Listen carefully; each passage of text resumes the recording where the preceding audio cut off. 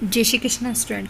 आज की जो वीडियो है वो आपके class 9th reach for the top chapter 8, उसमें फर्स्ट पार्ट, 2 पार्ट है। उसमें सबसे पहला जो पार्ट है वो संतोष यादव एक पर्वतारोही थी और उन्होंने किस तरह से अपना सफल तय किया है वही इस पार्ट में बताया गया है। तो स्टार्ट करते हैं हम। ये विश्व की एकमात्र महिला थी जो 2 बार माउंट एवरेस्ट पर चढ़ी है। देन इनके लिए ये जिस समाज में जन्मी थी वहाँ पर पुत्रों को वरदान माना जाता है और पुत्रियों को अभिशाप माना जाता है।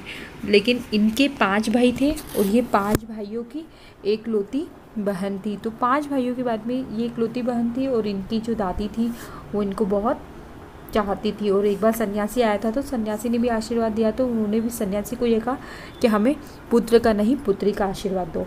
इस तरह से संतोष यादव की जो जीवन शैली थी वो भी बहुत अच्छी थी। वो बहुत ही बोल्ड लड़की थी और वो उनके जो पहनाव था, परंपरागत जो वस्त्र लड़कियां पहनती है वो उस तरह के लड़कियां की तरह कपड़े नहीं पहनती थी। वो लड़कों की तरह शॉर्ट्स, हाफ पैंट पहना करती थी और वो बहुत ही बोल्ड थी।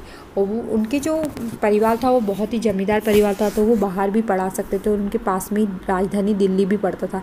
लेकिन उनकी जो सामान्य शिक्षा हुई थी वो उनकी वहीं पर उनके गांव में हुई थी। उसके बाद में जब वो 16 साल की हुई तब उनको उनके घर वालों ने विवाह के लिए कहा, लेकिन उन्होंने विवाह का दबाव भी बनाया गया उनके परिवार के ऊपर, उनके माता पिता के ऊपर, लेकिन उन्होंने उनका विवाह नहीं किया। उन्होंने कहा कि जब तक आप मेरी पूरी शिक्षा पूरी नहीं करोगे जब तक मैं विवाह नहीं करूँगी।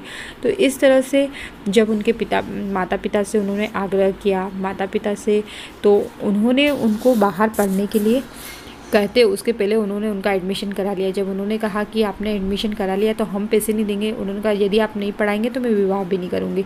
इस तरह से उन्होंने बता भी दिया कि मैं अपनी पढ़ाई के लिए खुद ही मेहनत कर और अपनी पढ़ाई कर लूँगी पूरी पैसे कमा कर। तो उनके माता पिता भी उनसे सहमत हो गए और फिर उनकी पढ़ाई पूरी की गई और उन्होंने हाई स्कूल परीक्षा उत्तीर्ण की, जयपुर चली गई। फिर वो महारानी कॉलेज में उन्होंने प्रवेश लिया। कस्तूरबा छात्रावास में वो रहती थी और कस्तूरबा छात्रावास में जब वो रहती थी तो कस्तूरबा छात्रावास आप जानते कि यहाँ अरावली पड़ता है, तो अरावली पहाड़ियों पे वो उनको ग्रामीण जो लोग चढ़ते हैं तो उनको चढ़ते और उछलते हुए देखा करती थी और वो देखती थी कि ये अचानक ओझल हो जाते।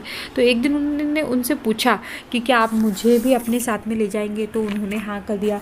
तो इस तरह से वो उनके साथ में पर्वत पर चढ़ने गई। तो तभी से उनको पर्वत पर चढ़ने का शौक हो गया था, उससे वो प्रेरित हो गए थे कि वो भी पर्वतारोही ही बनेगी।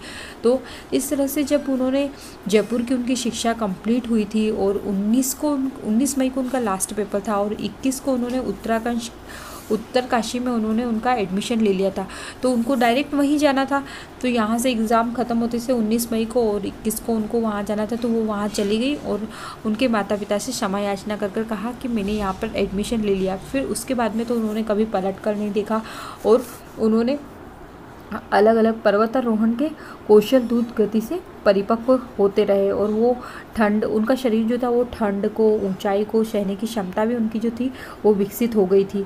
और क्योंकि उनकी इच्छा शक्ति थी कि भाई उनको चढ़ना है, तो वो इसी तरह से। और कुल 4 वर्षों के बाद जब वहाँ से 1992 में उन्होंने अपनी जो पर्वतारोहण माउंट एवरेस्ट की चढ़ाई को उन्होंने विश्व की सबसे कम उम्र की लड़की ने पर्वतारोहण कंप्लीट कर लिया। मतलब उन्होंने वो माउंट एवरेस्ट की चढ़ाई को पूरी कंप्लीट कर लिया। तो इस तरह से उन्होंने कभी भी पीछे मुड़ के नहीं देखा।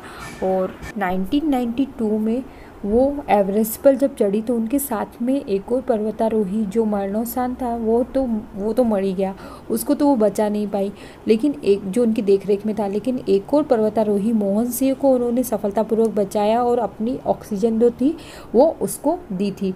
उसके बाद में 12 महीने के अंदर ही उन्होंने भारत और नेपाल की महिला अभियान के सदस्य बन गई और उन्हें वहाँ पर आमंत्रित किया गया और वो दूसरी बार माउंट एवरेस्ट पर चढ़ी। इस तरह 2 बार माउंट एवरेस्ट पर चढ़ने वाली वो पहली महिला थी वो। और इसी वजह से उनके इस साहस की वजह से भारत सरकार ने उन्हें पद्मश्री से सम्मानित किया। पद्मश्री जो पुरस्कार होता है उससे सम्मानित किया। और वो बताती है खुद कि विश्व के सर्वोच्च स्थान पर जब वो गई थी तो उन्होंने अपने कुछ शब्द बताए कि उस क्षण की महानता को मैं वो बताती है कि मैं समझाने को कुछ नहीं समझती, कि मुझे समझ में नहीं आ रहा है कि इसको किस तरह से बताऊँ। मैं सबसे मतलब ज़मीन के सबसे ऊंचे सतह पर मैंने तिरंगा फहराया, और वो कथ है, वो जो क्षण है वो बोलना बहुत मुश्किल है उसके बारे में। उसको केवल उस गर्व को केवल महसूस किया जा सकता है। और वो बताते हैं कि 500 किलोग्राम कूड़ा कचरा इकट्ठा किया संतोष ने, और उसे नीचे लेकर आई संतोष यादव ने। तो इस तरह से आपने संतोष यादव का फर्स्ट पार्ट पढ़ा, और फर्स्ट पार्ट में वो किस तरह से एक सामान्य लड़की थी, और सामान्य लड़की होने के बावजूद भी उन्होंने किस तरह से पर्वत एवरेस्ट पर सबसे ऊंचे शिखर पर वह गई। तो क्वेश्चन इसी तरह से आते हैं कि जिस सन्यासी ने संतोष की माँ को आशीर्वाद दिया था वो चकित क्यों हुआ था? क्योंकि उन्होंने, उनके जो घर वाले थे, उन्होंने पुत्र की जगह पुत्री की मांग की थी। फिर संतोष यादव की स्थानीय स्कूल में क्यों भेजा गया? क्योंकि उनकी जो एक प्रचलित परंपरा थी कि यहीं पर रहना, तो जहाँ पे रहते हैं वहीं पे ही लड़कियों को पढ़ाना है, इस तरह से। फिर उन्हें दिल्ली जाने के लिए अपना घर क्यों छोड़ दिया था? क्योंकि वो आगे पढ़ना चाहती थी।